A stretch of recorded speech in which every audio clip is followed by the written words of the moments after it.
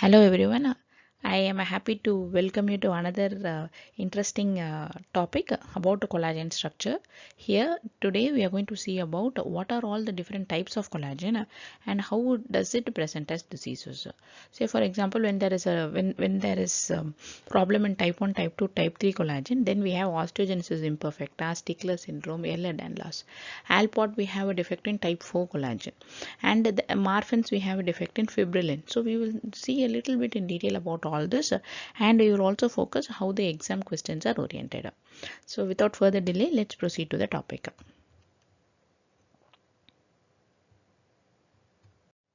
So this is the collagen structure. So here the basic unit of the collagen. So this is the entire collagen molecule. So and if we take, this is the basic structure of the collagen. So this collagen will be having a triple helix. So in this form. So in the next slide we will see how this triple helix is formed. So right now you should know that this triple helix will contain the primary structure as glycine and X and Y. Often the X and Y are often proline or lysine, which will be frequently hydroxylated and then sugar will be added. But the main thing is one has to remember that 1/3 of the collagen structure composition is glycine. So how will the question be asked to test this knowledge? Is that the questions will be in this way. Researcher is investigating the primary structure of a molecule that is defective in osteogenesis imperfecta. So what is defective in osteogenesis imperfecta?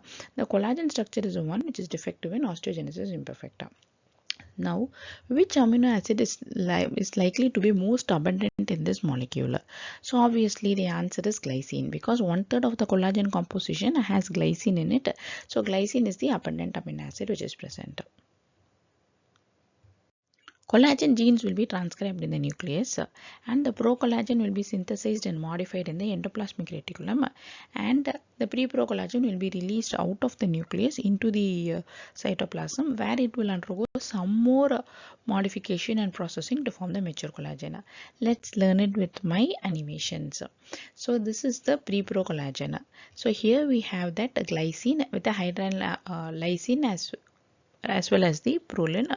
So and this will be so this collagen basic structure is the pre-procollagen. This will be first hydroxylated with our OH groups. So now this is the hydroxylated pre-procollagen. The sugar residues will also be added to it. So you see in this way. So now we call this as hydroxylated plus glycosylated pre-procollagen.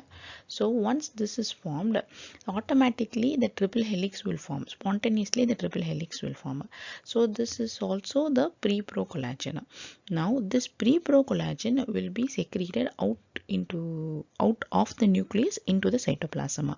This pre-procollagen will have some ends which are not the formed triple helix. So that will be cut away and it forms the tropocollagen. This tropocollagen will form cross-linking. Many tropocollagen will join together and they will form cross-linking due to aldehyde formation, lysyl oxidase as well as copper, and this tropocollagen will form the mature collagen fiber. This is how the mature collagen fiber is formed. Many exams this knowledge has been tested, especially in USMLE exams. I don't know why they are obsessed with this knowledge.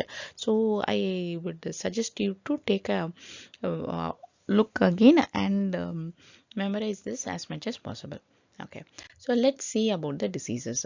So osteogenesis imperfecta is one where where there is a defect in the type 1 collagen abnormality.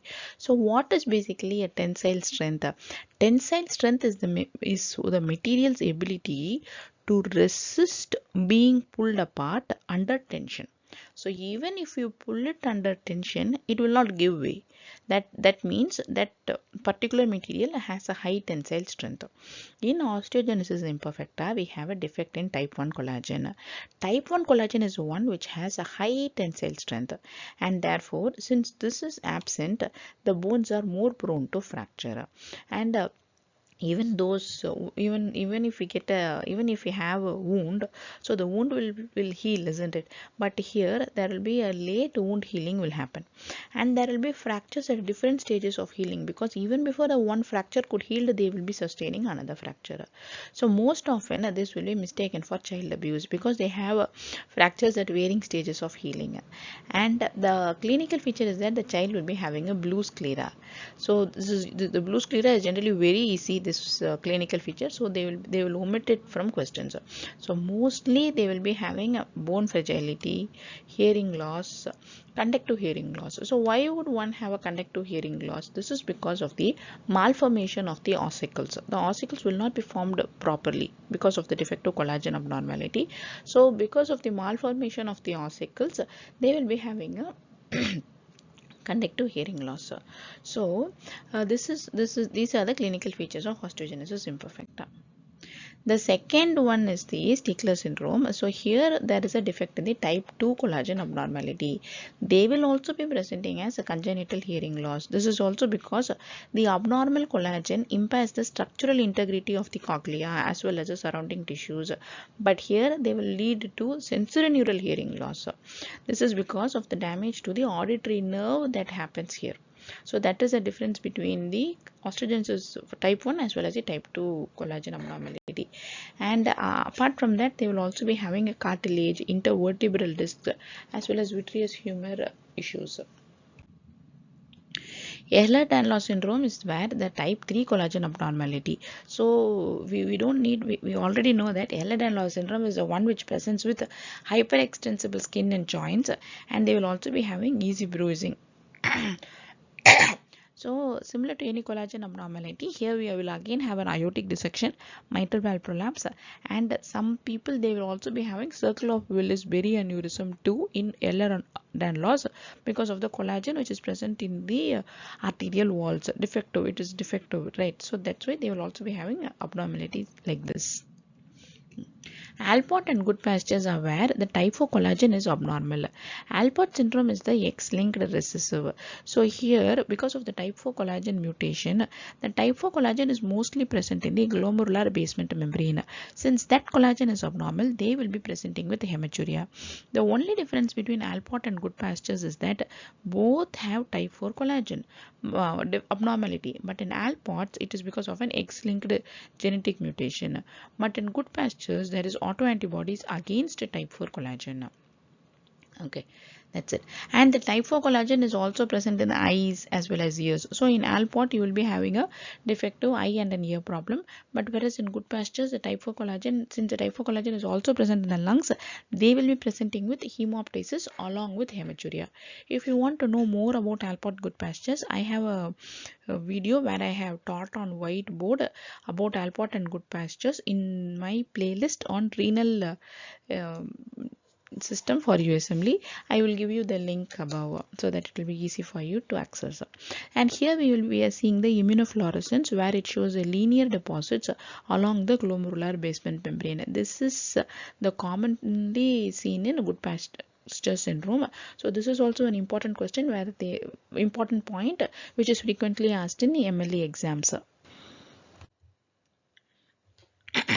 So now I'm going to tell you about homocystinuria. You might be wondering why I bring homocystinuria into this. This is because homocystinuria will be having a similarity with the Marfan syndrome. So here homocystinuria. So as the name says, it's obviously excess of homocysteine in the urine. Since it is excess of homocysteine is in the blood, so they will also present in the urine. So here they will be presenting exactly similar to Marfan's, like Marfanoid habitus, tall, lanky features, ocular changes, everything will be there. But there are two main differences. One is these homocystinuria patients will be presenting with a thrombosis and atherosclerosis also, and the lens subluxation in Marfan's will be up and out.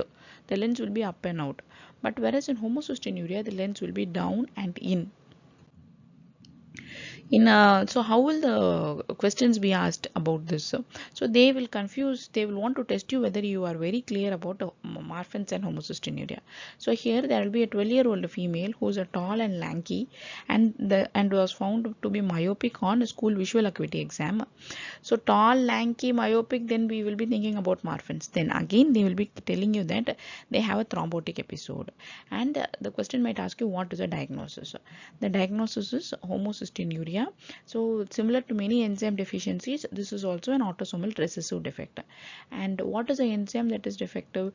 Usually cystathionine synthase. I will tell you in detail about that in my next slide. The treatment option is B6 can be given in some patients. And similarly, for homocystinuria, the question can be asked in this way also. 13-year-old male who had a seizure plus lens dislocation 2 years ago plus serum cystathionine is increased. What is most likely to be increased in this patient? So this is the knowledge that they want to test. Homocysteine can get converted either to cystathionine or it can get converted to methionine.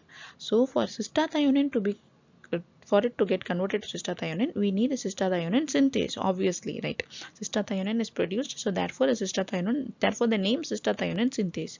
But what you need to remember is that we have the B6 which acts as a cofactor for this enzyme effect, and cystathionine can also form cysteine again with the help of the B6. Homocysteine will form methionine with the help of methionine synthase with the cofactor vitamin B12. So now the question will be such that 13-year-old male with a seizure with a history of lens dislocation 2 years ago with decreased cystathionine. So now cystathionine is not formed because cystathionine synthase is absent and therefore homocysteine is present. Now they are asking you what is the one which is most likely to be increased in this patient. Homocysteine will be increased and methionine can also be increased. So this is what they want to test. Because of shunting of homocysteine to methionine, the answer is methionine in this case.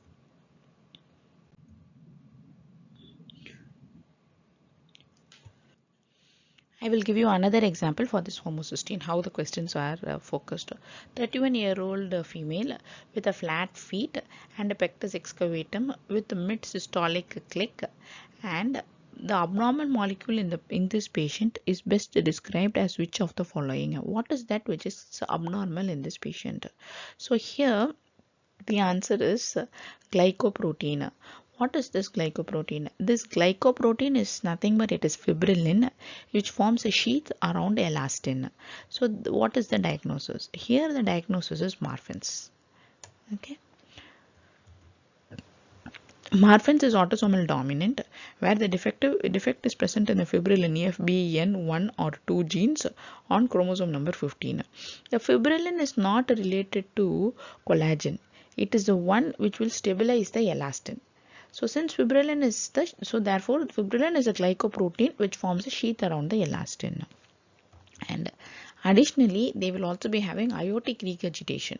This is because of the myxomatous degeneration of the aorta and aortic dissection also.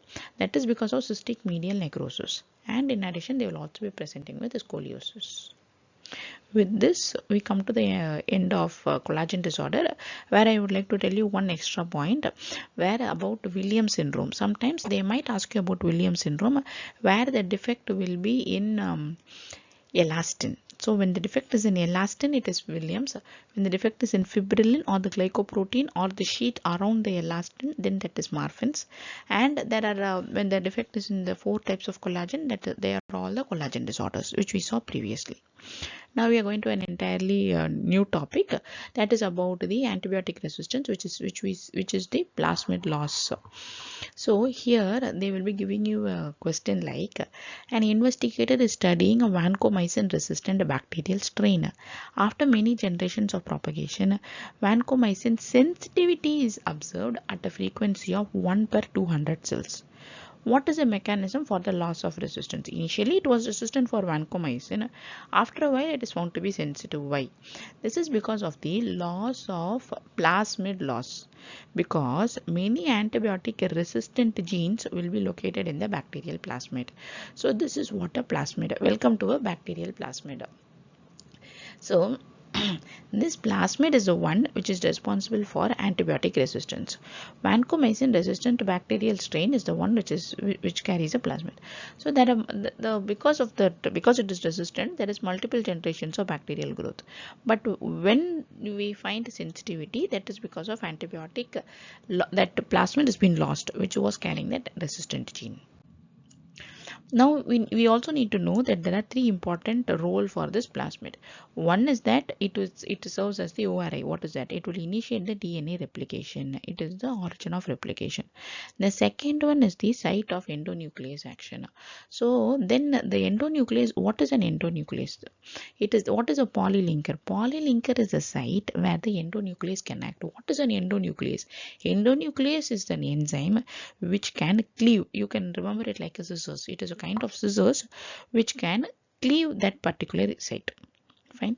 So polylinker is that site which will allow that endonuclease to act on it.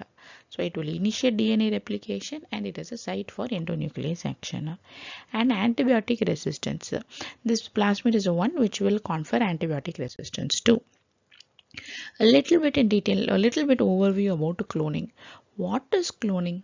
Cloning is the process of replicating. It is a replication. In cloning, genetic material up to 10,000 base pairs can be replicated. So how do we do this? We will do it by cleaving the polylinker, because polylinker is the one it is that particular site where the endonuclease can act. And once the polylinker is cleaved, we insert our desired gene. So whatever gene we want to produce, we insert that gene of interest. That is, we say that whatever gene that has to be cloned, we insert that desired gene, and we incubate that plasmid with the bacteria. Then the bacteria in a medium which will be having that antibiotic. So in this way, we incubate the bacteria with antibiotic. Only the bacteria which are replicating along with our antibiotic resistant gene can survive in that environment, because we are already incubating it with the antibiotic. So now once that has been replicated, we extract out the cloned bacteria and we take the desired DNA or the protein from the bacterial cells containing the plasmid. This is how cloning happens.